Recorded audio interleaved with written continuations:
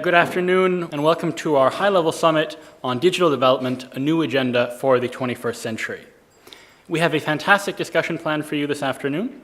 We have a wonderful panel with Vice President Andrus Ansip of the European Commission, the World Bank's chief economist for Central Asia and Europe, Hans Timmer, and also the World Bank's ICT practice manager, Jane Treadwell. And then we have a wonderful, engaging discussion on digital skills. And both of these discussions are framed by the World Bank's seminal 2016 World Development Report on digital development. Now, this is a bit of a handful. It's 400 pages, but it's really worth getting into and reading. You have short versions that are available to you when you leave today, and really every single one of the chapters carries an important message, which is that when we talk about digital development, there isn't a developing world and a developed world. We really have to look at the totality of the world. And what we see is that this phenomenon of digital development is something that is impacting the entire world at the same time. And if we really want to develop here in the developing world, in the developed world, we have to use and implement some of the same lessons that are also being put to work by the World Bank, the European Union, and others in developing countries. And so with that, and to kick off our high-level summit, I would like to invite to the podium Massimiliano Paolucci, the World Bank Special Representative to the European Union. Please, the floor is yours.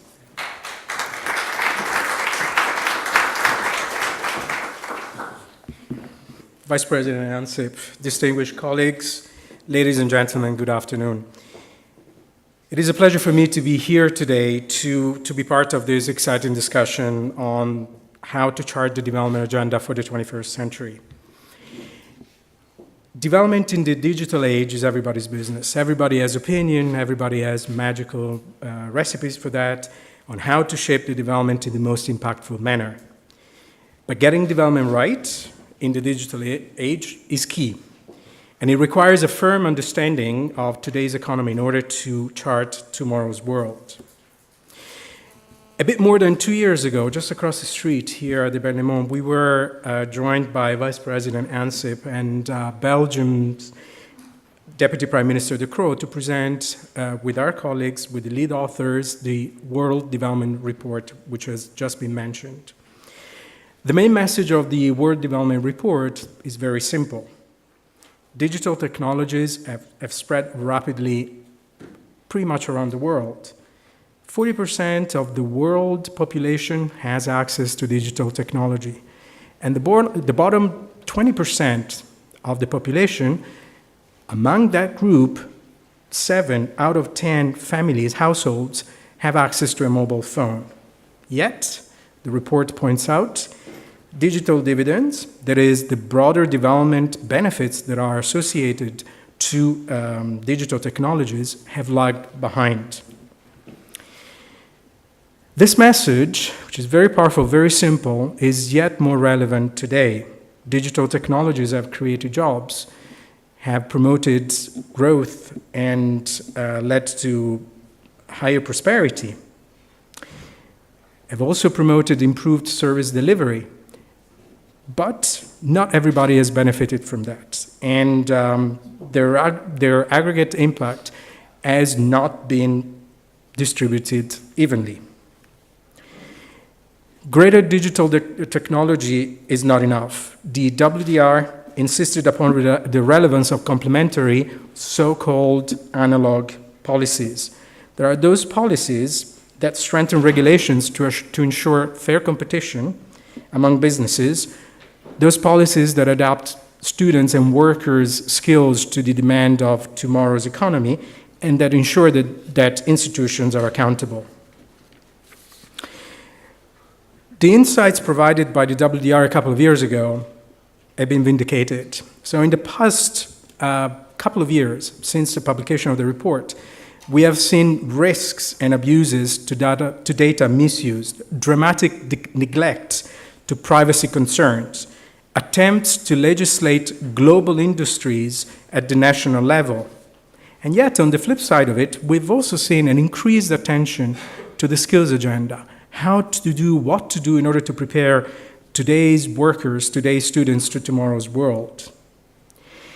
Today, in the spirit of the WDR that was published two years ago, we can clearly see that while the digital technology is innovative, different, and transformational, especially for developing countries, the behavior of the digital economy does not differ from that of other sectors of the economy.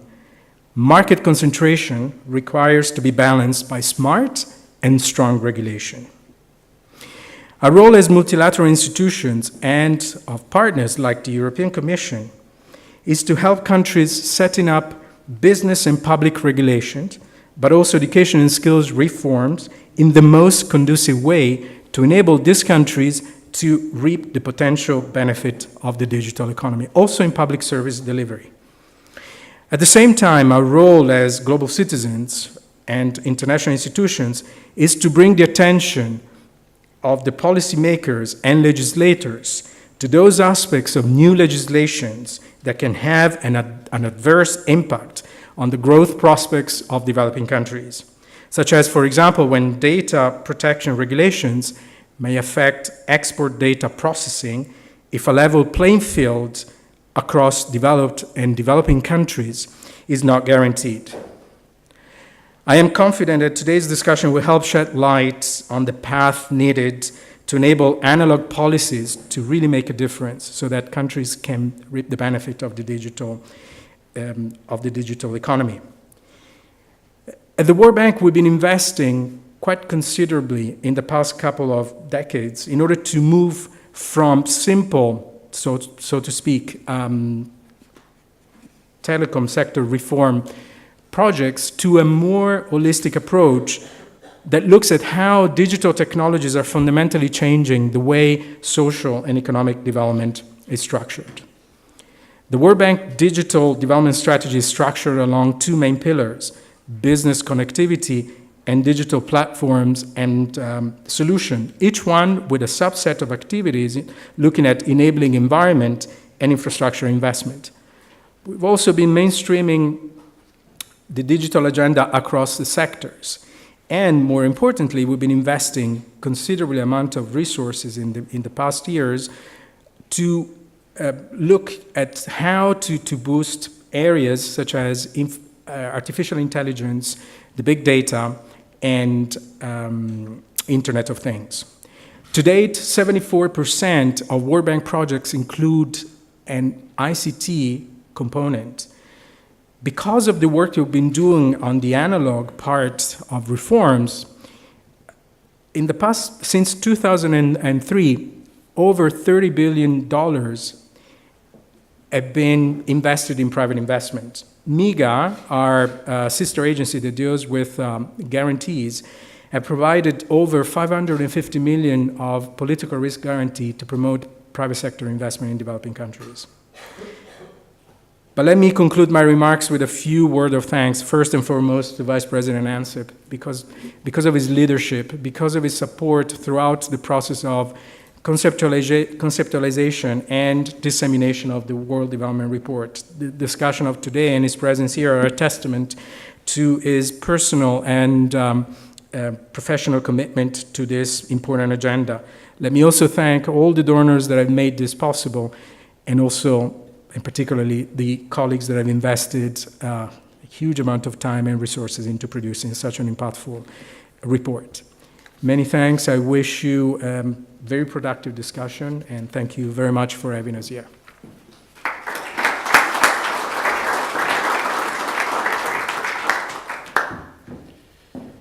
So with that, I'd like to begin our first panel. And we're going to hear, first of all, from Vice President Andrus Ansip, Commissioner responsible for the digital single market, then from Hans Timmer, Chief Economist for Europe and Central Asia at the World Bank, and finally, Jane Twedwell, Practice Manager for Transport and Digital Development, but who will maybe perhaps touch on her previous role also in the Australian government. I also want to tell you this is going to be a fairly open discussion. So once we've heard from our three panelists, I want to open the floor to you, and if we don't get good questions from the floor, I'm going to come and find you and ask you some questions.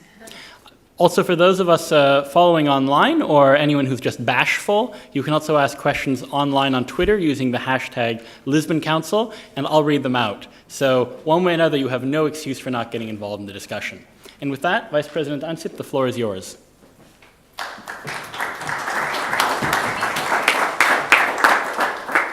Ladies and gentlemen, thank you for inviting me here today. No country can afford to sit on the sidelines when it comes to the impact of digital technology on its society and economy. Nobody has time to waste in the global push to get digital. In fact, the digital challenges that policymakers face in Europe, Africa, Latin America, or Southeast Asia are quite similar. The main challenge, also faced by Europe, I should say, is for everyone to be connected. Online access in the best, most reliable and affordable ways possible. Today, everyone needs online connections to plug into social and commercial networks, from a small village in Africa to a sprawling city in South America. Digital issues are now firmly on the international political agenda. In recent months, Africa has seen a succession of regional integration and cooperation agreements to help get things moving on the ground. I'm thinking of plans to create a continental free trade area, a joint task force between the African Union and the European Union on the digital economy, and in particular, an African single digital market. Regional single market initiatives are available for creating the convergence that the digital economy needs. They encourage cross-border links between people and businesses. They bring policymakers, business and startups, communities closer together.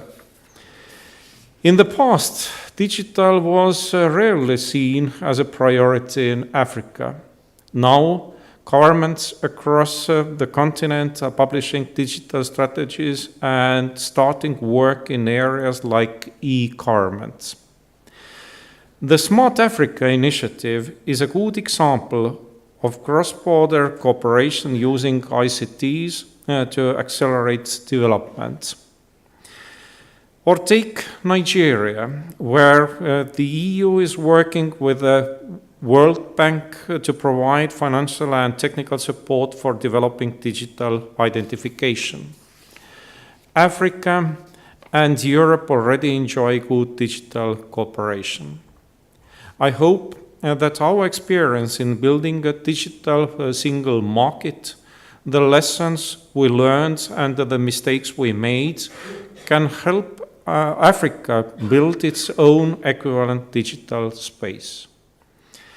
Ladies and gentlemen, the EU accounts for 52% of global assistance aid, which has tended to focus on more traditional development sectors: energy, agriculture, transport, and health.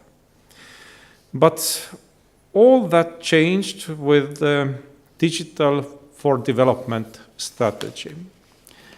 This enshrines digital technology and services as an integral part of EU policy. The EU is already ramping up support for digital investments in Africa. But as always, there is more that we can do together. Just as an example, we are evaluating 6 proposals for the digital sub-program of our external investment plan. They amount to a combined guarantee volume of around 300 million euros, with complementary technical assistance of 35 million euros. This money would be used to reduce investor risk in African infrastructure and e-services and to support startups. The EU is investing in 2 major fiber projects in West and Central Africa. One of the Trans-Saharan region, 29 million euros to connect Algeria, Nigeria and Chad. In Central Africa, we are investing 17.5 million euros to provide broadband access from landing points of submarine cables. This brings me to the wider issue of connectivity. From the ICT and economic development perspective, it could not be more important. According to the GSMA, despite significant mobile internet penetration growth in recent years, nearly 2 billion of the world's 5 billion mobile subscribers remain offline. They are mostly in low and middle income countries. So these people cannot get much, if anything, out of the opportunities offered by the internet. The digital divide is greatest in sub-Saharan Africa, even though mobile subscriptions are growing faster than any other region.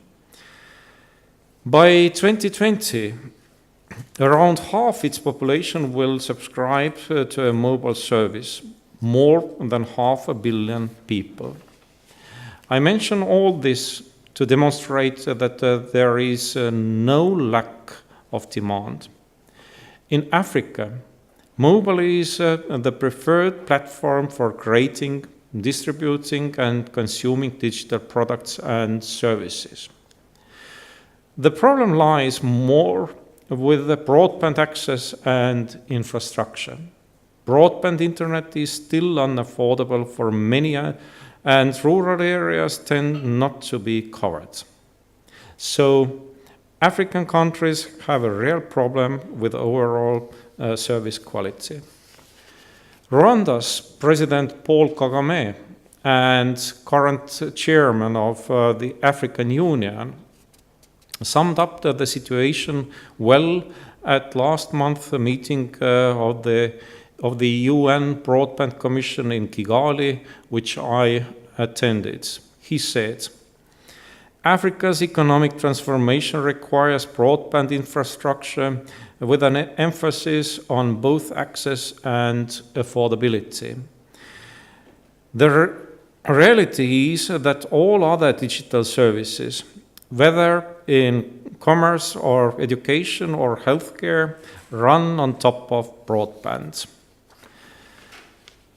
Just a reminder of the Broadband Commission's agreed targets for 2025 for entry-level broadband services to be affordable in developing countries at less than 2% of monthly gross national income per capita. Another target is that broadband internet user penetration should reach 65% in developing countries and 35% in least developed countries by that time. This is why Europe should continue investing in connectivity to decrease broadband prices, as well as to secure private investment that focuses on underserved areas such as rural. But it is not enough to invest in infrastructure without backing it up by a sound and transparent regulatory environment.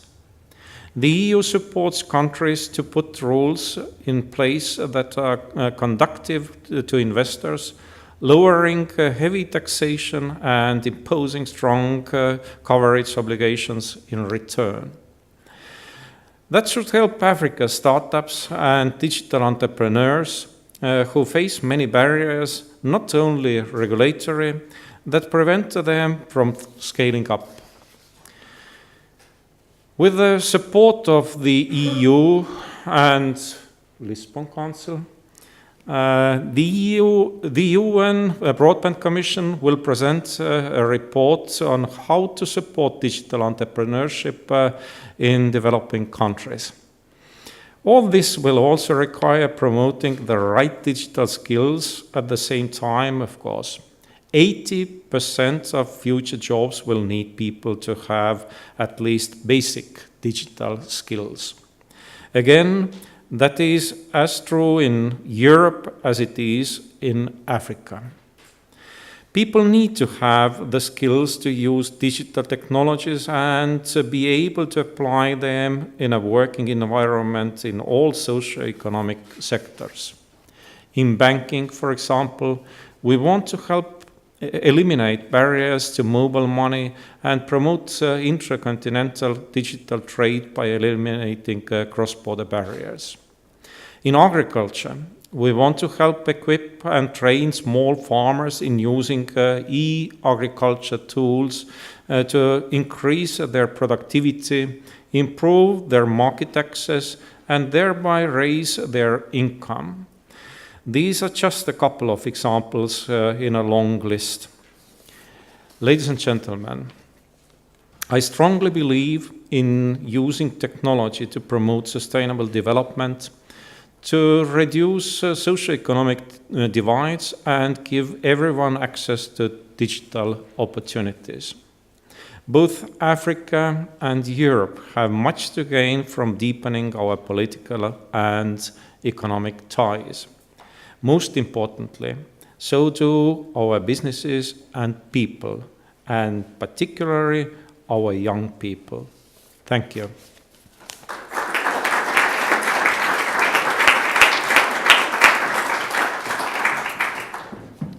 Thank you, Vice President Ansip, in particular for giving us this look at how we can take the logic of the digital single market in Europe and apply it elsewhere.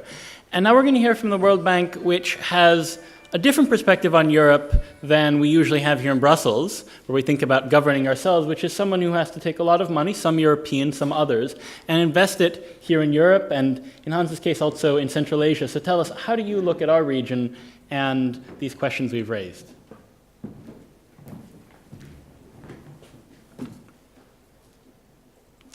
Good afternoon, and let me thank the Lisbon Council for inviting me. Vice President Ansip explained better than I ever could how important digital technologies are for development and how access to broadband and connectivity is a prerequisite for using effectively those digital technologies. So there are many examples of that. For example, in Kenya, Kenya is leading in mobile payment systems since the start of M-Pesa in 2007. But Kenya has also the fastest broadband system of all African countries. Another example is China, an incredible development of mobile payment systems over the last 2 years. And I witnessed myself that in small villages now people are just paying street food with their cell phone very quickly, and also because China made it happen that broadband was accessible in rural areas also. So those are very important points, but it was explained already. So let me not elaborate on that. The point I want to make is much more that access to broadband is a necessary but not a sufficient condition. And by doing that, I will indeed try to focus on Europe. In a follow-up report to the WDR on digital dividend, a report that focuses on Europe, we showed that despite all the improvements still possible, access to broadband is actually very well developed in Europe compared to other parts of the world. There are broader areas that have access to broadband than other parts of the world, and it is much cheaper to access broadband in Europe than, for example, in the United States, because of very well designed regulation in Europe. So a lot of access to broadband, but still Europe is lagging in the commercial exploitation of these technologies. You see that in e-commerce, Europe is lagging, and when you look at the 20 largest digital companies in the world, they're all either American or Chinese, 0 European companies among the biggest. Why is that? That is because of other conditions in Europe. Europeans are risk averse, there's less flexibility in capital markets, there's less flexibility in labor markets. It's about what we call the analog conditions. So it's very important to focus on that. How important these other conditions are, you see especially when you focus on the shadow side of digital developments, because not everything is wonderful. When people talk about shadow sides of digital developments, they often talk about the big danger of losing a lot of jobs. And many people say this time is different. We know that in the past a lot of new jobs were created when there was a big wave of disruptive technologies, but this time is different because with artificial intelligence everything that humans can do can be replaced by technologies, and on top of that you have globalization. A lot of college graduates will come from emerging economies, so where are the jobs? And then on top of that, you need very different skills, and we have good education systems, but the skills are not there. I don't believe that that's really the issue. I think it has not been proven that there will be no jobs, there will be new products, there will be new services, and it's always true that you have to change your skills because new technologies, they require new skills. But I do believe that this time is different. And the reason is that the digital transformation completely changes the way we work, the way we produce, and the way we do commerce. And if you want to say it in a very dramatic way, the digital revolution is now reversing trends that existed for at least 200 years. Since the Industrial Revolution, we think about development as taking advantage of economies of scale. We create big factories, big companies, and they are more efficient than smaller companies.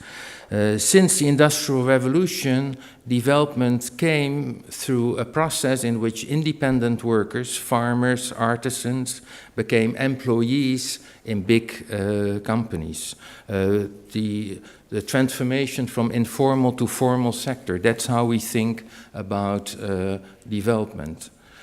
We think about standardization of products. That makes the economy more efficient, and we think it's unavoidable that you have urbanization and concentration.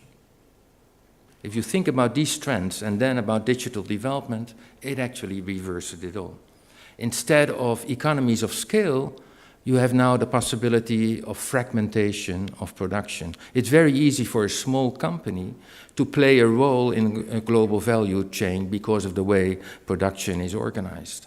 What you're seeing now is a trend that employees are becoming independent workers again. Either they have 2 or 3 jobs, or they are really self-employed, and the labor market is becoming a lot more informal than it used to be. Instead of standardization of products, what you're seeing now is that you have customization of products. With 3D printing, it is actually possible to design a product that exactly fits the desires of the customers. And for me, it is a big question whether also in the future, urbanization is the only way to go because of those technologies. Now, that is fundamentally different. And that poses huge challenges also for Europe. And the reason is that all our regulations, the welfare states, the social protection systems, they are based on the old model. They are based on the fact that people have open-ended, long-term contracts in big companies. That's often how you get your benefits. That's how society is organized. And as a result of that, because the economy is changing, you see now that certain groups are experiencing that the system is no longer working for them. There's a reason why politicians are losing their young people in their societies, because if you look at the economic environment of young people, it's very different.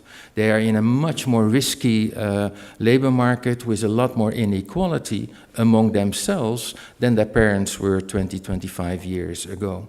And so we are studying a lot in the World Bank what we call the need to rethink the social contract because of that changing economic environment, where you have to think about expanding the social security system beyond the areas that were covered in the past. How do you expand it to self-employed people, to young people, so that they have the feeling that it works again? So that is all part of the enabling environment to be successful in the digital development. Very quickly, if you focus on the digital sectors themselves, and that's coming out of the World Development Report, there's also a shadow side. It's not all rosy. If you look at governments, it's quite possible that digital development is used to make governments more transparent and more accountable, but governments can use it also, and we see it in Central Asia a lot, can use the digital technologies to control more society. When you look at firms, there are huge opportunity for startups, and we see that in many countries, to participate in global value chains, even if they are in landlocked countries and there's not a lot of connectivity, it's still possible to be active in global market. That's positive. At the same time, you have these big network companies that are natural monopolies and that have become very, very powerful. If you look at individuals, then you see that they have more access to services now, but at the same time, you have a digital divide. And focusing on Europe, where I just said that Europe is lagging in the application, looking forward, I actually have a very positive assessment of the possibilities of Europe.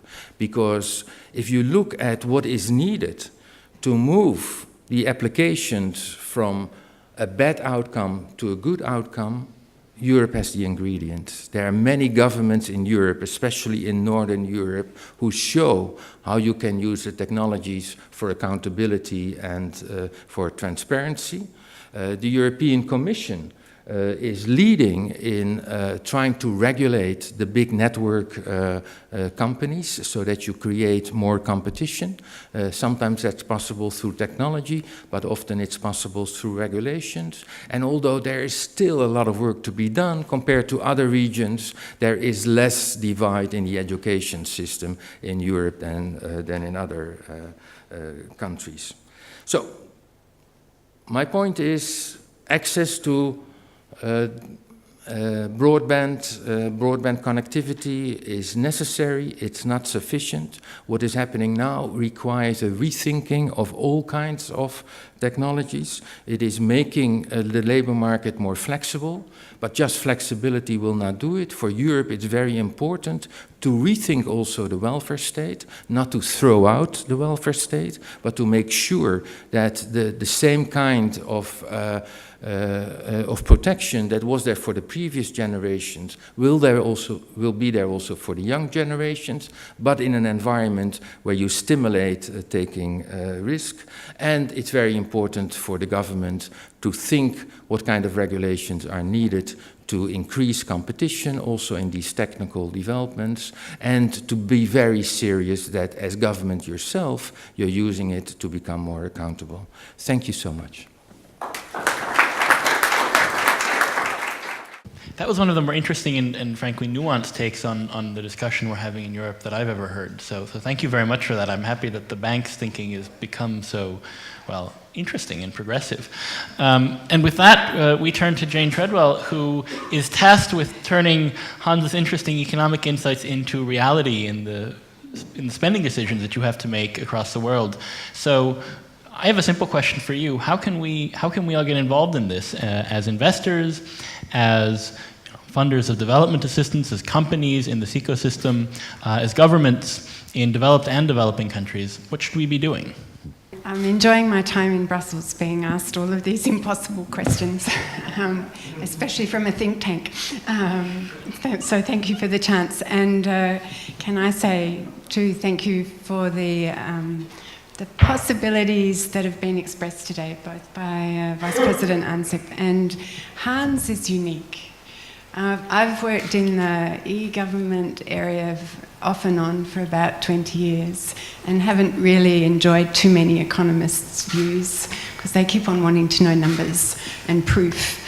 But Hans's insights that sort of span the impact of the digital revolution on everything that moves or doesn't move is unique and so well informed and informative that we're very honoured to really have him here, but also in the bank, because for those...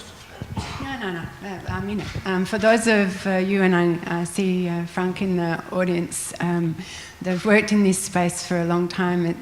Sometimes it's been a lonely job trying to articulate the prospects and the positives, as well as the fact that it's essentially not a choice anymore for many countries to come to grips with the digital issues and opportunities, but then you need many people in this jigsaw to actually get it and to drive it in ways that make sense. And economists can become not the difficult group in governments, but actually the strong articulators of what needs to be done. So what can we do? I was part of a customer service revolution in Australia, picking up the point before, in the late 1900s in social security and one-stop shops, which a number of countries are still trying to do. And that notion of who are we doing this work for is still very much part of, I think, the answer. Many of the people in this room and online are committed to making and supporting countries achieve a lifestyle, an ability to have dignity, integrity and opportunity. And the digital path has been constructed by many advanced economies, but now there are opportunities to do some form of leapfrogging, both on the back of mistakes and experiences, as well as some of the technologies that are now possible. But if we are all to make that impact, working together and aggregating our resources, our expertise, our tools, know-how, our means of giving guidance and reflecting on avoiding deep problems is, I think, that way forward. Instead of let the private sector compete and enable the institutions to collaborate on things that matter to these countries and the people in them. So I think we have many countries that we can assist in accelerating their decision making through shared learning, through assessments and tools and frameworks, through letting them access international standards easily, through accelerating their appreciation of what could work, what matters, but also recognising that the context within which they live and work will be different, and to actually support the nature of trials and testing and bringing the ecosystem into the room that actually helps frame the problem and helps define the solutions, rather than assuming that a recipe book created in the early 2000s will actually work in Rwanda or Ethiopia or the small states of the Caribbean or the Pacific. So working together, aggregating capability, but then respecting location and context, and applying these ideas with rather than to these countries would be my thoughts. Thank you. Vice President Ansip, Ms. Treadwell was just talking about learning together and sort of the fact that we can't always assume that what's worked in our countries will work elsewhere. Now you've been at the helm of a country that has, in a sense, leapfrogged technologically, and you've been on the receiving end of development assistance and people from developed countries coming and telling you how things ought to be done. How do you interact today with your colleagues in Africa, in Southeast Asia, and other developing countries, and how should we be talking to them? I mean, should we be teaching them how to do things right, or what can we actually be learning from them and how they're tackling the challenges they face? Thank you. I think we have to work together with African people. 3 years ago, I took part in African Union Commission and the European Commission meeting in Addis Ababa, and when we discussed about survival issues, about drinking water, about food, roads, democracy, people, they were somehow interested. But when we started to talk about digital issues, people were excited because people everywhere, it doesn't matter in which continent, they have a dream to jump over some kind of historical period. Leapfrogging is something everybody's dreaming about. And it's possible to jump over those historical periods using digital solutions. It's practically impossible to copy some kind of good examples one by one in some other regions, in some other continents, but there are some kind of similarities. I think practically in all African countries, politicians, they are interested in implementing of digital identities. We know about India. When they introduced those digital identities, then a real miracle happened. They invested $1 billion to give digital identities to their citizens, and then they were able to cut those middlemen when paying state allowances to their people, and in this way they were able to save $8 billion a year. Huge amount of money. So in one really big African country, they had digital population register and digital register of civil servants, but they didn't have this layer which allows to compare information through those registers. So they invested, once again, relatively small amount of money. And then they figured out that they had 63,000 ghost workers which didn't exist, who didn't exist according to a population register, but who were paid by taxpayers. In this way, they were able to save $1 billion a year. Huge amount of money. And we don't have to look only on Africa or on Asia. Last year, Swedish minister said that thanks to e-procurement system they implemented in Sweden, they were able to save in some areas 20% of their spendings.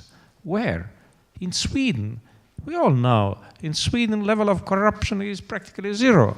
But anyway, they were able to save 20% of their spendings. The same in Portugal. When they introduced an e-procurement system in their hospitals, they were able to save 19% of those spendings. So African people, they are really interested in all kind of digital cooperation, and I think it has to be cooperation. We don't have to teach anybody, because in some areas, African continent is even more developed. It depends, of course, on countries also than Europe, especially when talking about those mobile payments or systems based on mobile. So even when providing some quite simple solutions for farmers in African continent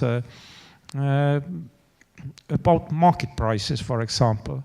Then people, they are able to increase their revenues for 20%. And that's why African continent is so open for all kind of digital cooperation with the European Union, European countries. So now we launched this Digital for Development program because, people in Africa, they were interested. They were looking on that kind of cooperation. But when thinking about assistance aid, development aid, then 52% globally is EU money. We invested during the last 5 years from our EU budget 32 billion euros into development assistance, and together with member states 82 billion euros. But only 500 million euros from those 82 went to digital. It's not enough to deal just with the survival issues. We have to provide some hope, some real dream to get rich. So it's simple.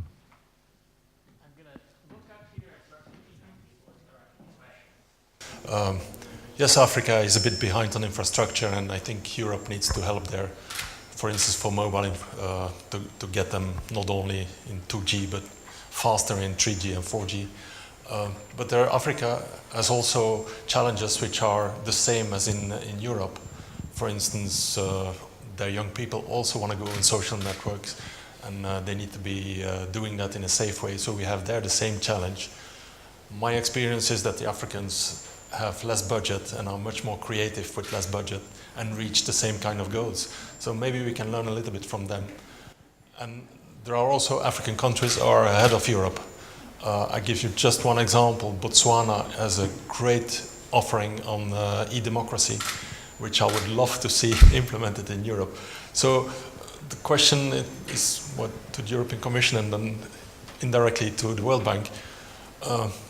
Can't we be a little bit more efficient at the European side in the interaction we do with Africa?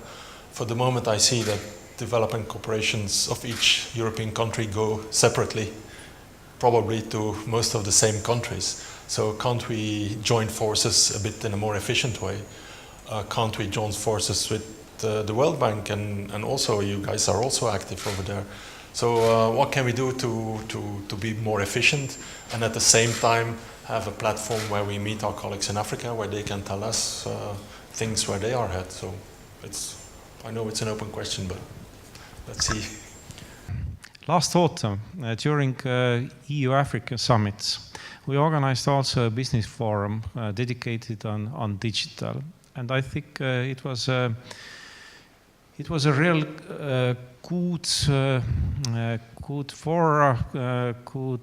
event to create relations between African entrepreneurs and European entrepreneurs.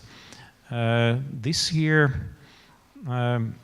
we decided to create a special task force dealing with digital issues, and it was initiated by the African Union Commission and the European Commission. Africa is full of creativity, and people in Africa, they would like to create all kind of really useful solutions for their countries, for their people. But it's not so easy. There is lack of funding, sure, but also lack of fruitful regulatory environment. When thinking about connectivity, then in too many African countries, those mobile operators, they are heavily taxed, overtaxed, And I can understand about those politicians who would like to get more tax money. But to tax some bad habits, alcoholic drinks or cigarettes, I can understand. But to tax progress, it's not so productive. So in Europe, we made also mistake with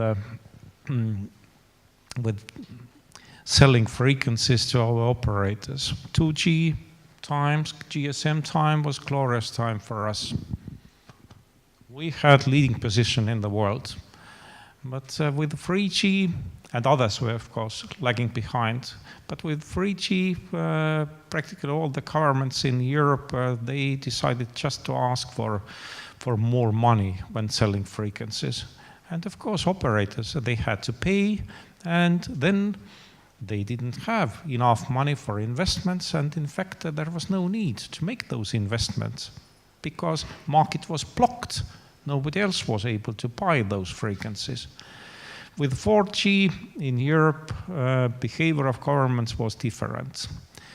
For majority of European governments, the main aim was to cover the country as soon as possible with new generation networks.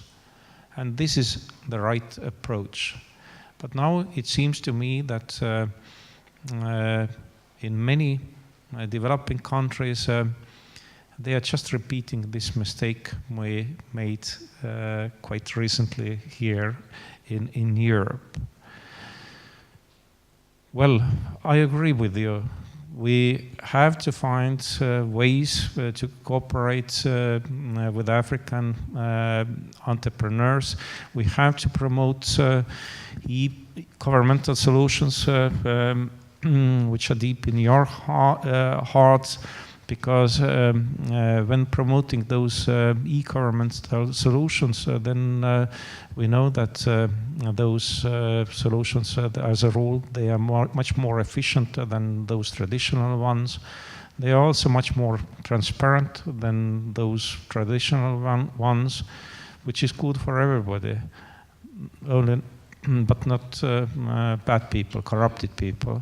And e-governmental solutions, they are also much more inclusive than those traditional ones, which is good for democracy, of course. And when promoting and starting with those e-governmental solutions, this is also about skills and education. If people are able to understand that those solutions, they are really efficient solutions, then they would like to use them, and they are ready to understand how this e-procurement or e-prescription or whatever you said is working. So with e-governmental solutions, we can create a really strong public demand, which is good for everybody. Thank you. I very much agree that countries can learn from each other. It should be two-way cooperation. That's also true between Africa and Europe. One reason why African countries can leapfrog is that they don't have the vested interests that they have to deal with. If you don't have landlines, you don't have the vested interest of landlines that can prevent the very quick development of mobile, for example. At the same time, you see in African countries that sometimes there are forces that try to capture the new developments and create new vested interest and monopolies. Ethiopia is an example where the country doesn't want to have competition among the telecom companies. But when you are free of those vested interests, then then there are African countries that are an example of how much creativity can be developed, and in the same time Africa can learn from the regulation that was developed in the European Union to promote competition. Just one example of how often we think too much in silos, and we have to break that open. And you mentioned e-commerce and the digital ideas, which is a wonderful development for many governments. but we all see it as something that gives you access to government services. It is in a silo. Why not thinking of systems where that same digital idea can be used in the marketplace, where no longer your idea and your password is company specific, where all the data that is being created by interacting with a company is owned by the company, but much more citizens have an idea where they can interact with the government, but also with all these different platform economies, and they own their own data. There's no single company that actually owns that data, and so then suddenly you create, it's like the portability of the phone numbers, competition among those platforms. And so through that cooperation and looking at all kinds of innovation, I think we have the opportunity to step out of the silos that we are still thinking in. Absolutely agree with you, Hans, and this notion of the person being in charge of their future and their data is something that has been expressed by one of the architects of ADA, Nandan, who signalled in a speech at the annual meetings last year in the bank that the Western countries or advanced countries were already wealthy when the internet came along. And so taking advantage of their opportunities of connection and data was something that just added to wealth of companies and individuals. But in the developing world, how is it that people can progress through the sort of the ladder of income and prosperity? Well, it may be that they own their data and that they decide who can monetize it.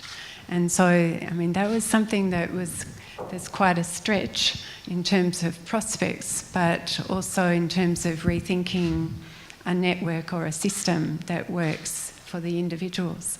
But just also picking up your point, Frank,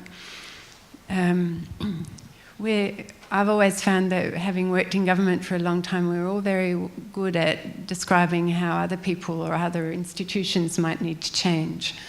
But in fact, what would happen if, in looking at the impact of platforms, platforms in China have just revolutionised the way in which individuals have access to money, goods, services. They can use their devices to authenticate all of those things in a few short years. What if we, as development institutions, also used platforms to both capture insights, interact with countries, be able to aggregate what we know and what we can do, learn from established economies, but also, as the Fletcher School of Management's described, some of the rockstar countries are not the ageing countries, but really some of the newer ones who have picked up technology, haven't got the legacy mindset or some of the invested interests to actually accelerate. And coming back to that notion of the system or the networks actually be able to aggregate, pool both demand and supply to deliver value. Thank you. Before we close, I want to give the floor to one last person, Janet, and please introduce yourself and, we look forward to what you have to say. So, my name is Janet Pompa of the Tessa Academy, Cameroon. I would like to add something to what Mr. Ansip said about Africa and the opportunity. First, I will talk from the perspective of somebody who is on the ground, working as a tech person on the ground. I don't know much about policy and the economy of it. Africa would produce a lot of these creative technologies because it has a very young population. So we are talking about kids that are creative from 5 to 25 makes the maximum, almost like 70% of this population. And then we would also look at a situation where the educational systems were not super good before, and now we have digital technologies that have come with YouTube, with the internet and Google and gives a lot of information out there, and they can be able to see things. Now, we also mentioned something about markets. I wonder the kind of markets that would open up between Europe and Africa when it comes to the digital space. I'm just asking myself a lot of questions when I heard that. Because while we in Africa, we think that Europe is very institutionalized and it's very, it is processed, it has a lot of processes, and it's very conservative, you would notice that Facebook has been to Nigeria. They've already done a lot of work in Nigeria, for example. You would notice that recently, Google is going to do some work on AI in Ghana and in Kenya. And we have most of these digitally savvy, like at the high level, creative programs have been supported by a lot of American companies. Personally, I speak from a point where I have attended several programs at the Silicon Valley where we are being trained to think in a particular way. Now, this is I can say that this is groundwork that Americans have prepared a lot on the continent. If you look at the kind of apps and the programs that are being done as supported by the American continent. So you see, Africa is actually copying technology from America. Almost everything digital is America, and then the hardware comes from China. See? So I am trying to understand how this process would go. It's possible because this is a huge market. We're talking about e-commerce that is still in its raw stage, like any product, like from farm to market, it doesn't have any algorithmic process. Nothing is digitalized. There's no data. We cannot say that we've even started on big data in Africa. So how can business people in Europe leverage on that? Think for one moment.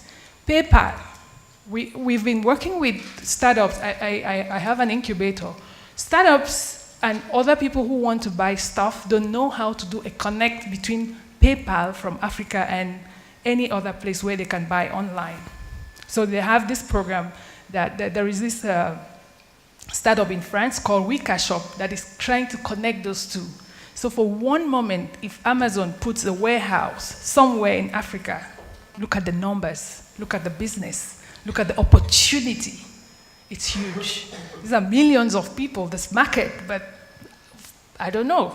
Some other continent will get it, either China or America. But meanwhile, Africans have been mimicking Europe for years. So I don't know. Thank you. Well, thank you for throwing down the gauntlet. And Vice President, I see that provokes some thoughts. Thank you very much. Time is running too quickly. As I said many times, Africa is full of creativity. And I don't think in African continent people, they are just copying some American solutions or Chinese solutions. Let's think about e-commerce and Jumia, for example, active in, I don't know, 15 different African countries. Amazon is not able to compete with Jumia because those services they are more flexible and people they know the needs of local people much better than somebody thousands of kilometers away.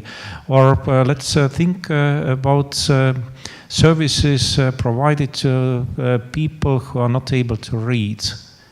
Illiterature is a problem in African continent. And in Europe, we don't think that we have to focus on those people who are not able to read. But in African continent, there are startups.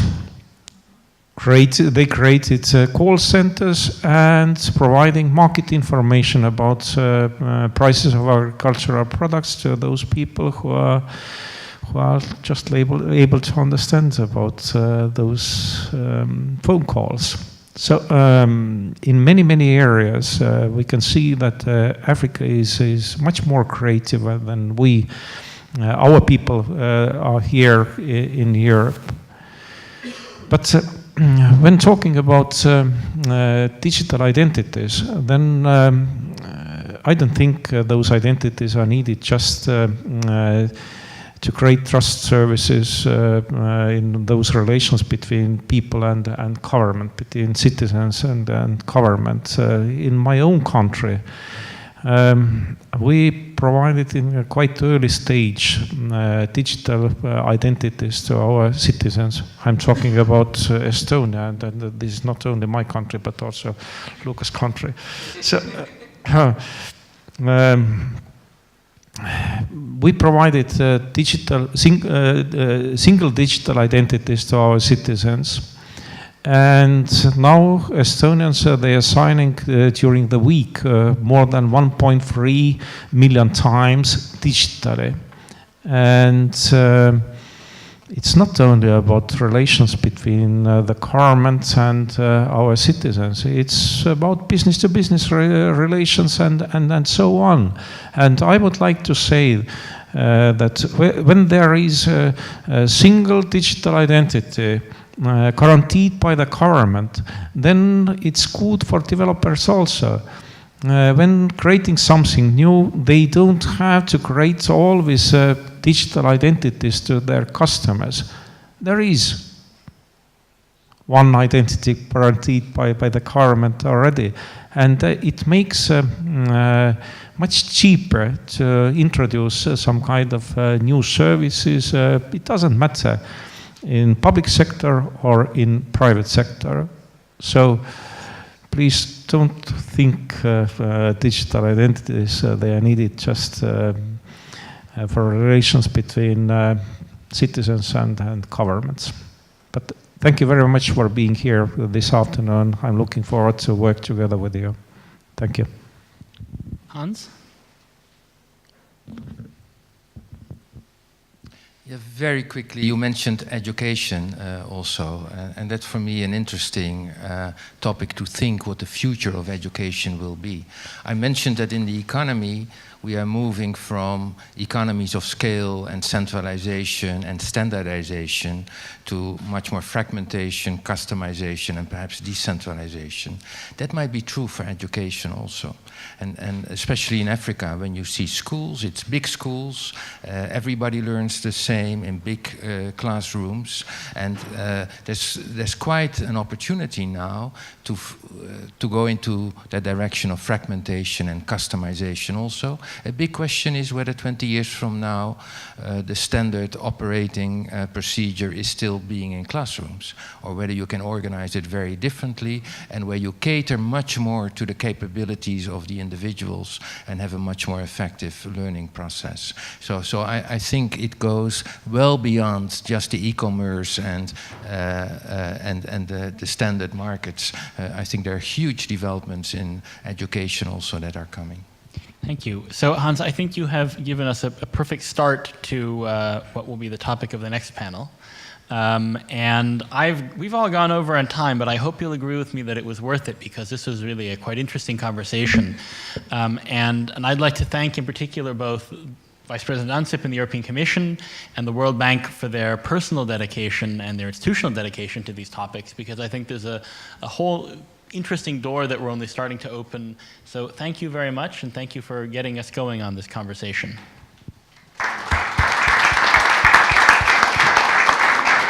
Hello.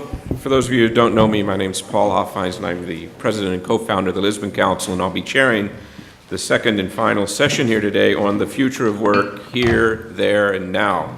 And I'll let you figure out what the here is, what the there is, and we all know what the now is.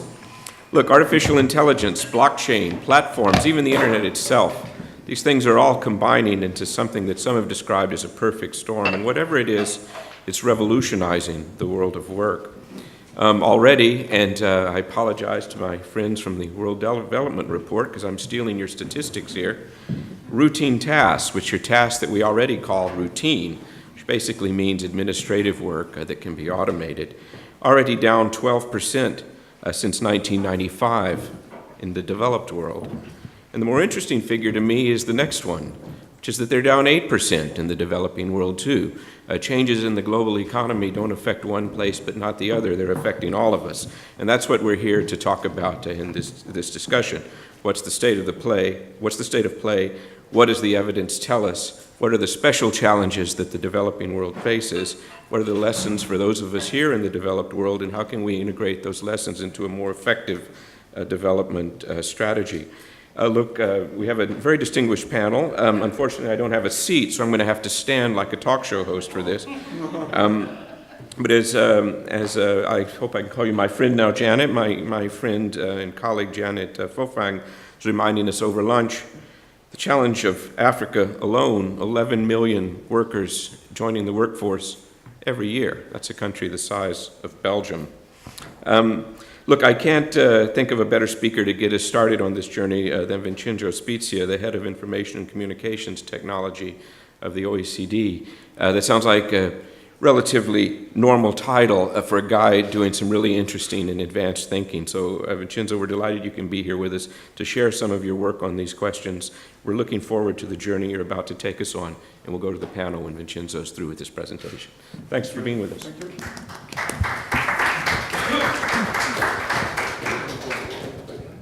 Well, I can just get started. I've been asked by Paul to give a kind of short overview, introduction about some of the issues related to digitalization, the digital transformation and work, in particular in relation to developing countries.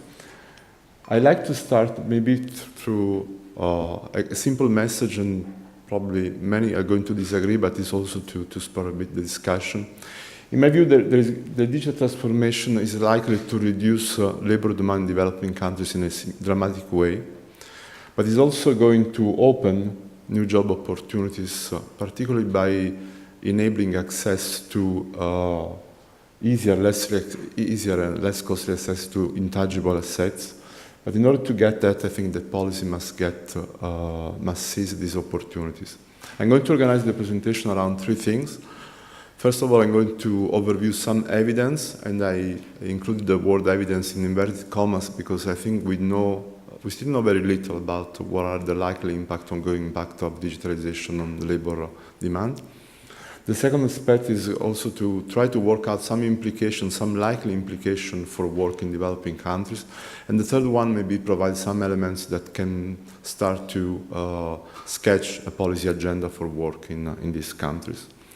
I'd like to start with, in terms of evidence, some work that we have been doing at the OECD in recent years show that overall there's not been a direct negative effect of digital transformation on employment.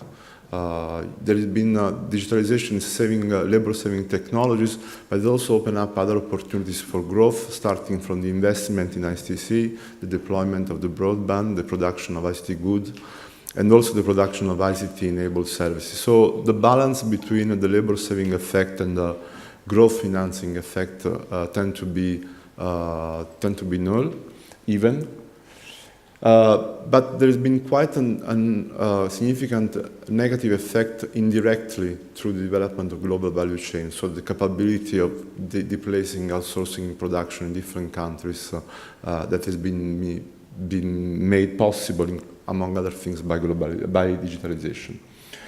Global value chains have also led to the creation of employment in a number of low wages developing countries, so basically exploiting their advantage in terms of low labor costs.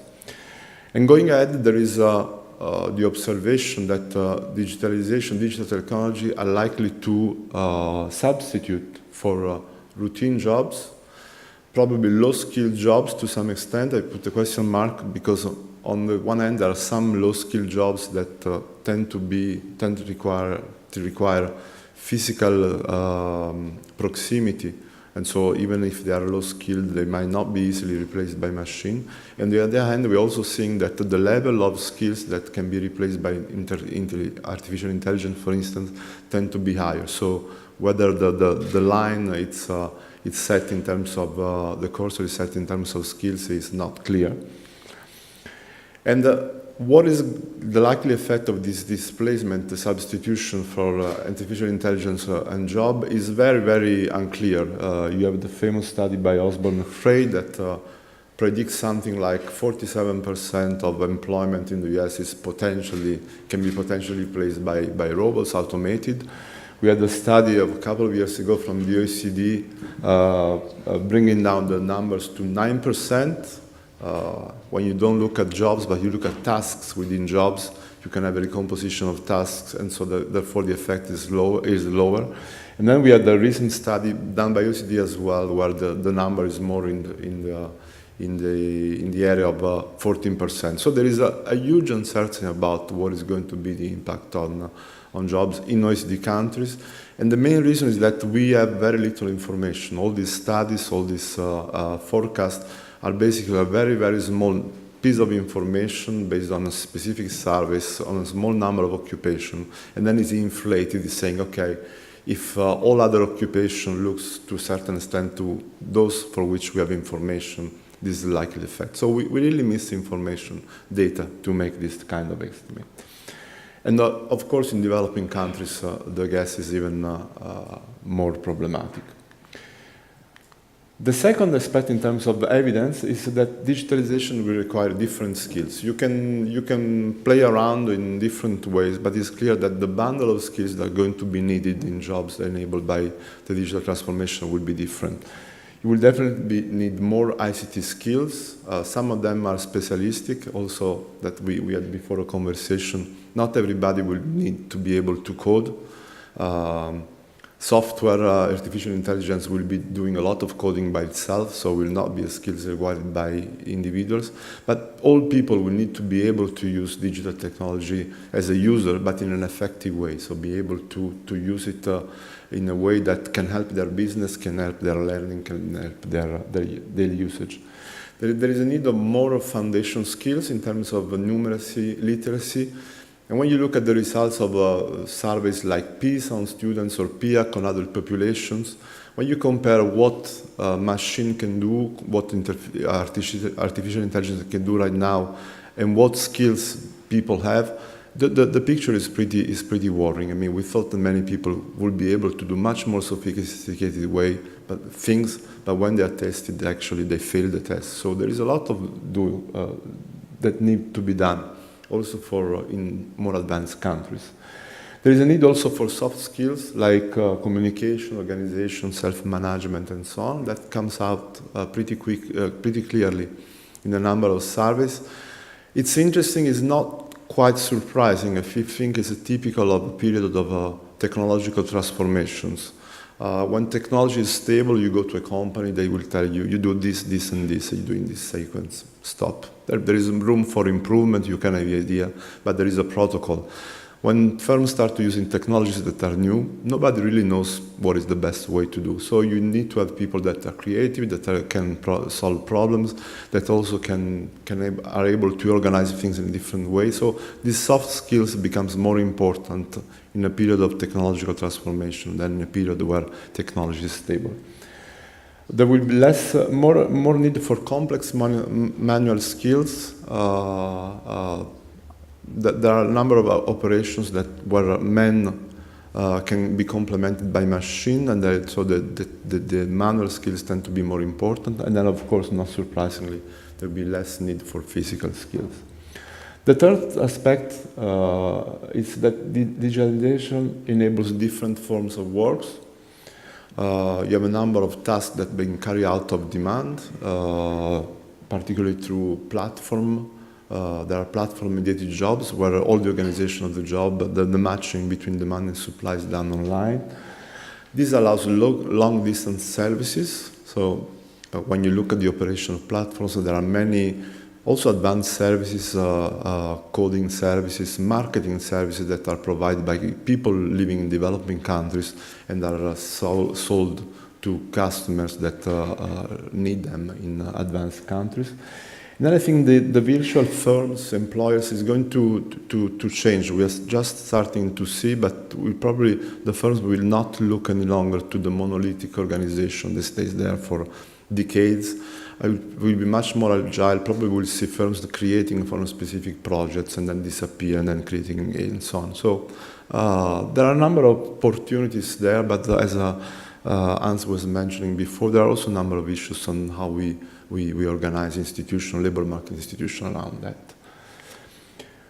If you try to work out these three pieces of evidence, if you like, on the implication for work in developing countries. I think the first one is that the question is that if you look at technical progress, basically it allows you to produce more with less resources, in particular less labor. So one question that I put on the table is whether this may lead to a decrease in labor demand worldwide. It's a question that has been asked several times since the Industrial Revolution. Is that are new machines going to displace workers, reduce the number of workers that we need? I mean, the answer is no, if there is one of the following things that happens. Even if you manage to produce more of what you already used to produce, or you manage to produce new goods and new services, or elsewhere, which is another way to share the productivity gains if people start to work less working hours. And if you look back at history, basically, these three channels have taken place. You have seen technologies allowing to making price lower, and so sparing the demand for things that were already produced. You're seeing technology creating completely new goods and services. When electricity started to be deployed, the concerns were about the people switching on and off the lamps in the street. Nobody was going to imagine that we would have people producing fridge, producing TV sets, and so on at home. So, and third, since the early 20th centuries, the working time has been decreasing until I think the late 70s. Then there's been kind of beep increasing again. But I mean, there's a secular trend toward the reduction of working time, at least since the first industrial revolution. Now, I think that these three channels are likely to be more difficult in future. The first one is that I think you cannot expand production beyond a certain threshold. Normally, the classical counter-argument about the decrease in labor demand is that people are greedy. The more that you propose, the more you can produce, the more we'll be able to consume. Well, there are limitations to the amount of things that you can produce. The second one is also that the compensation, so that can be the additional labor that can be generated by new goods and services, tend to be lower because of digitalization. It's what is called scale without mass. If you think many of the services that we use, you think of Amazon, you think of Dropbox and so on, then the number of people working for these companies tend to be relatively small compared to the value added, the turnover that they have. So you need to produce a lot of new services and goods in order to compensate for the loss in traditional ones. And third, we still see too few of these new services. So there is really a lack of markets where this demand can be generated. So I think there is a potential, but some of these markets are not really there. I also think that's why, I mean, if you can produce more because of technologies, but you cannot because of other constraints, there might be a reduction in labor demand worldwide. And I think also that these mechanism compensations are harder to work in developing countries. And so in addition to the overall potential decrease in labor demand, there might be also specific effect on the labor demand within developing countries. Second implication, if I manage to get there, okay. Well, production will be less labor intensive. You will need less labor, as I mentioned. And so that will mean that the location of production, as is organized now along global value chains, will depend less on labor costs. We have already seen some process of reshoring of companies that have outsourced production to low labor cost countries, and are bringing them back because the share of labor costs on total costs has become small. We also see that global value chains will develop more and more along services rather than goods, but this requires higher skills, so it's a kind of challenge for developing countries, which will probably lose their comparative advantage based on low-skilled, low-wage labor. And so that they're likely to get a smaller share of worldwide labor demand that, as I mentioned before, might even go down. The third implication is also that digitalization also creates opportunities for work in developing countries. I think that the access of learning, training material, open educational resources might be an important one. If it's well organized, if policies help to organize the access to these resources, if there is tutoring that goes with that. Job platforms are a great opportunity, at least for those that are more skilled in developing countries, to access labor markets in more advanced countries that far away, access that we'll never get if there wasn't the platforms. Then you can have access to open source software. It's really important, the type of software that even less developing countries can be able to use, to work on, to customize, and to develop further for their own use. And I think there is a huge issue in terms of, a huge potential in terms of access to data, both private source data and also public data that might come from research funded by the government, public funded research, or other data from private corporation. So if you want to, I think in terms of what countries should try to do, I think that global value chains will continue to be an important engine for growth. Of course, depending whether multilateralism will continue to be the overall picture of our economies. It's important to build comparative advantages on services, not on goods. Use digital opportunities for education and training. I think there are a lot of experiments there that are not, their results are not capitalized. We need to be more systematic to find out whether some experience can be replicated elsewhere. Connect to worldwide job platforms. That's a big opportunity to be exploited by developing countries. Increase access to private and public sources data. That can also be a channel in terms of cooperation between developing and developed countries, in addition to resources.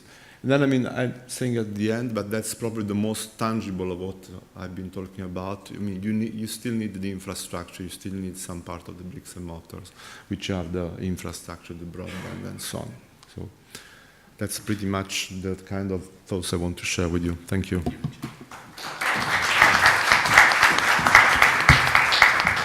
Hi, thanks. And I think all of you, I'm not sure if you got it on your way in. If you didn't, you can get it on your way out. But we have a short executive summary of the Digital Dividends Report here.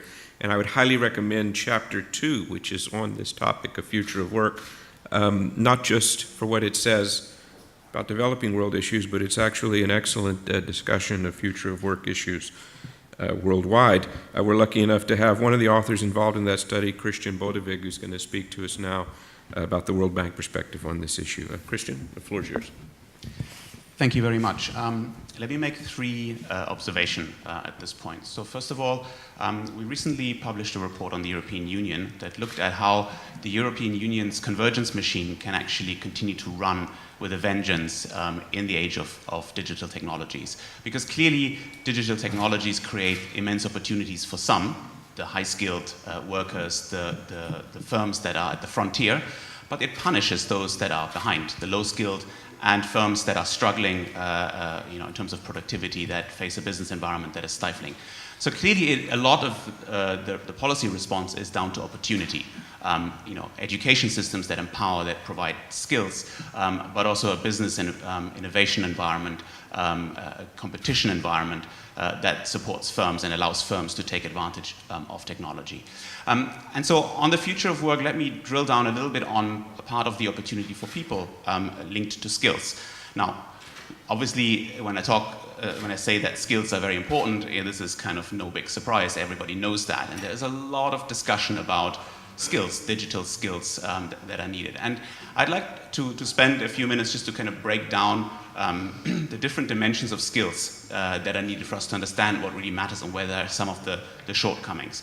So first of all, if you want to break down skills, you have the cognitive skills, the ability to think, to read and write, and Vincenzo mentioned some of those. You have the socio-emotional skills, interactive skills, communication. Again, Vincenzo mentioned those. Those are the skills that are acquired very early in life. They are providing the foundation for the subsequent, and that's the third dimension, adoption of technical skills. The technical skills that are changing very fast, in line with the change of technology.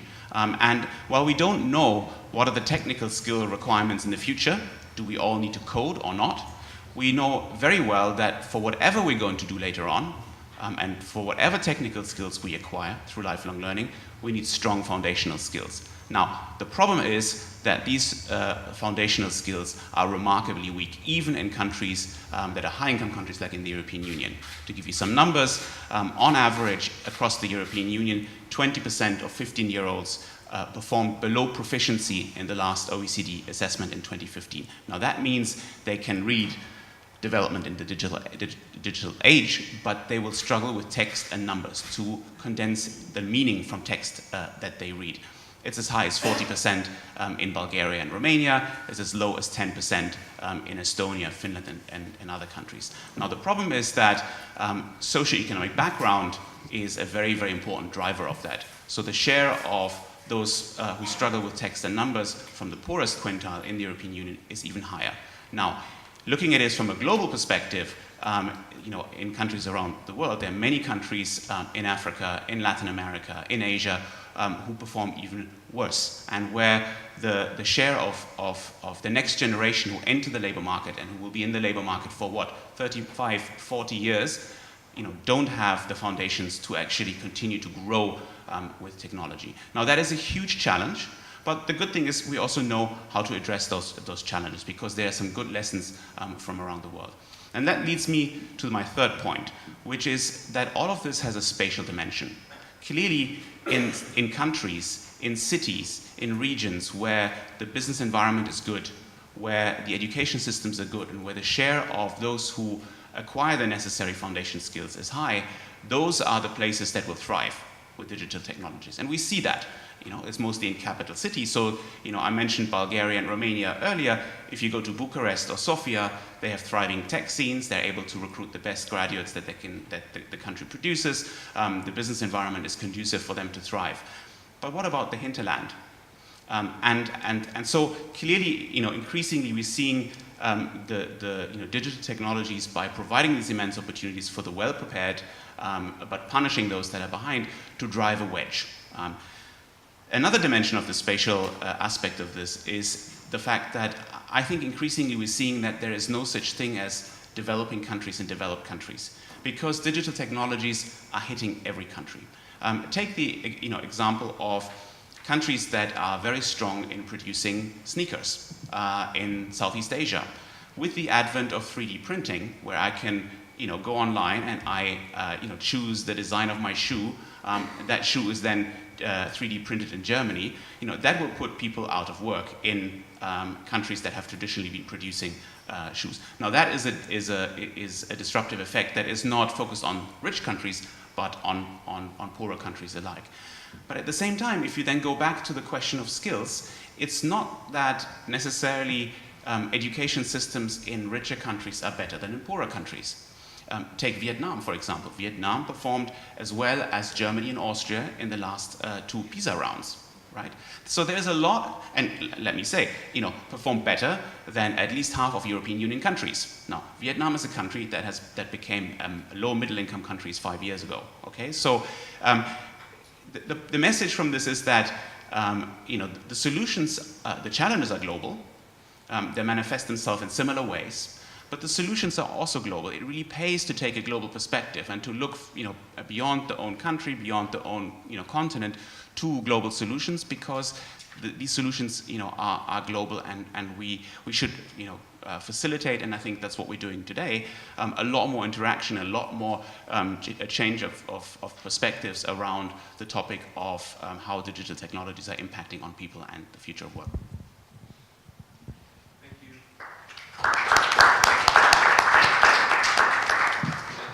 Janet Fofang, you've already introduced yourself, so I don't need to introduce you again, but let me say it's an honor and a pleasure to have you here with us today, and we very much appreciate all of the work you do in your home country and in the world. The floor is yours. Thank you. I have a video to show that would say a lot more about the work I do than maybe everything I can be able to say here. Laura Preston est au Cameroun avec le Peace Corps, le service créé par le président Kennedy.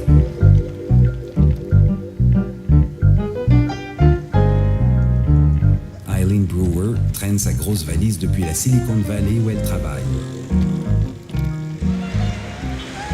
Les 2 Américaines passent beaucoup de temps en Afrique où elles ont noué de fortes amitiés.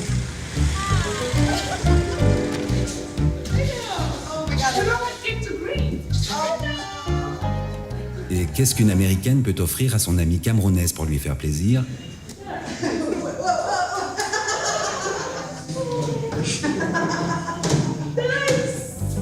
qu'il faut pour faire travailler la jeunesse africaine et préparer la paix du continent. Hey, do this. I know. Come, build with us. Build. This is wonderful, Eileen. Yeah, matching clothes.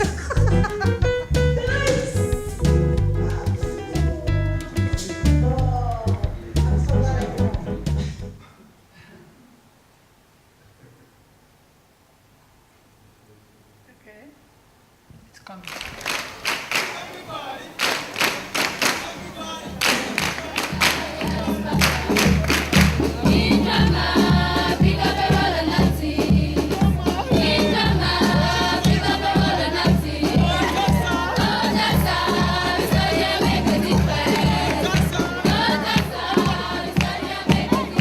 The Africa we want the world to see is an Africa that is the future.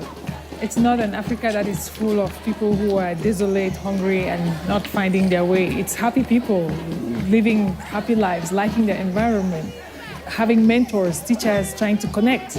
Because you could see the teachers dancing. I mean, dance is an essential part of the African culture. So when you dance, you're happy.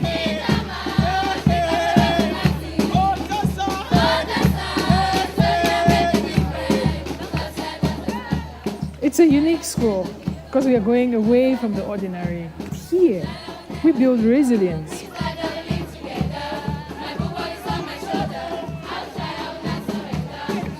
Having a mindset that goes towards solving a problem, that goes toward not giving responsibilities to other people and complaining.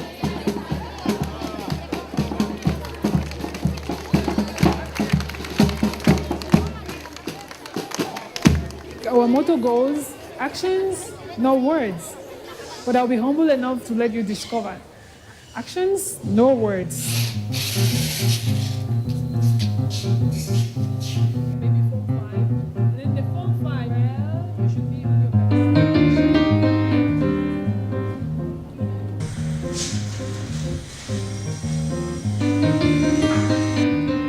Your peers, you are a peer mentor. They know your neighbors. Are you in the same class?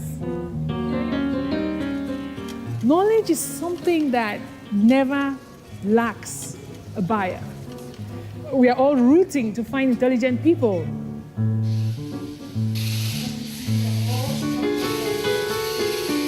But how do people get intelligent? That's a question that can be asked. Light emitting diodes, mini computers, microcontrollers, push buttons, so different kinds of switches. Breadboard, on, off, connectors, up, down, soldering iron, 1, 0, connection cables. There is the sun, so you can tap your energy, simple motor. It's a magic box, it never ends. See? We have no excuse why we are not smart. So we can just build literally anything for moving around with this lab. That is, if we have the knowledge, if we know what to do with these things. Without knowledge on these things, well, they're as good as useless. A Christmas tree? Are you making Christmas lights or something? This is a happy place. It's lighty and shiny. La connaissance est une source inépuisable de créativité pour les élèves de Janet. L'une a développé un jeu électronique qu'elle a mis en ligne. Une autre a conçu une canne blanche avec senseurs qui avertissent la personne aveugle des obstacles qui se présentent sur son chemin. Des garçons travaillent sur un système qui permet aux élèves de suivre leurs cours à distance quand ils ne peuvent pas se rendre à l'école. Mais la vedette de la classe de Janet, c'est ce robot qu'une équipe de 4 élèves, 3 garçons et une fille, doit perfectionner en vue de la première compétition mondiale de robotique qui doit se tenir à Washington quelques semaines plus tard. C'est ce même robot et cette même équipe que nous retrouvons le dimanche suivant dans le laboratoire privé que Janet Fofang a mis sur pied pour permettre à ses élèves et à d'autres chercheurs de développer leurs idées. C'est là que Janet et ses acolytes ont mis au point un système d'irrigation intelligent qui permet de contrôler à distance les quantités d'eau et de nutriments qui alimentent les plantes. Ce prototype, primé par le ministère camerounais de l'Agriculture, peut faire une énorme différence pour les femmes camerounaises, à qui incombe la tâche de cultiver la terre. This tells us a little bit about the stories coming from Africa. So this is the future of work for us. In my opinion, I think coding is an essential skill for everyone. Like, if we want to talk about digital technologies today, about people using smartphones, using devices, using computers, talking about man versus a machine, talking about big data, artificial intelligence, then we should all understand the basics of code.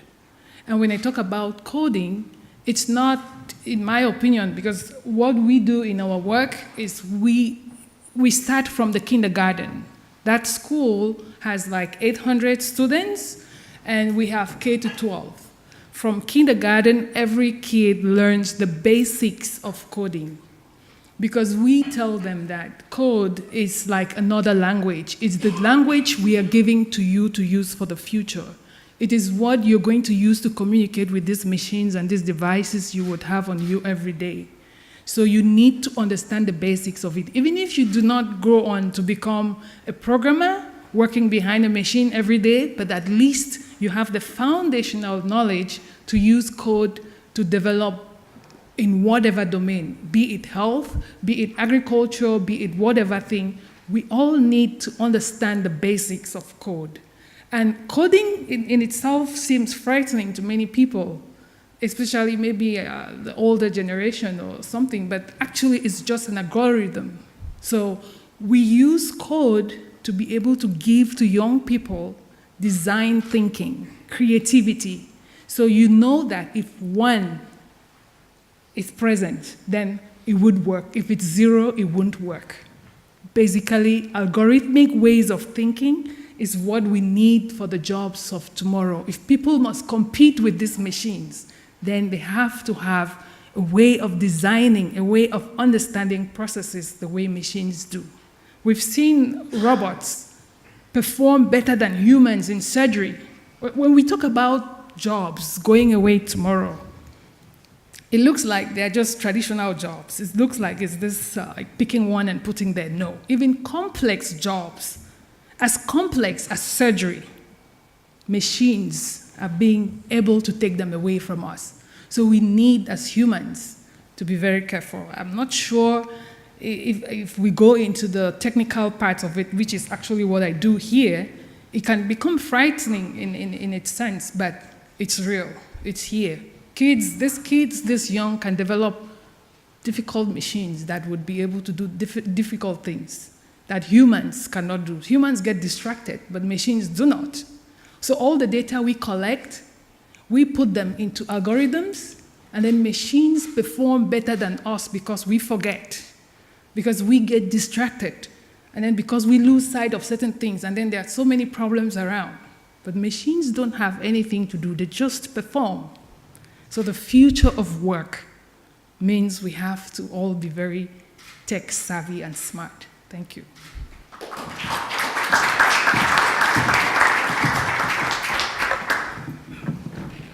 Thank you, Janet. I'm going to give the floor to Linda, but let me start with, first of all, an apology and a challenge. You're our last speaker of the day. That's a very difficult task. I had to do it at a conference recently. Tell us what hasn't been said, and tell us about some of the fine work that you've been doing as well. Linda, the floor is yours. Thank you. Well, first of all, let me agree with Janet on the coding. Actually, I'm probably the only one in the room here who learned coding by, programming ones and zeros on pink cards. Yeah. But, this helps you to understand how it works, exactly as you said. So I think we shouldn't underestimate that. That doesn't mean, as some other people have said, that everyone needs to know it.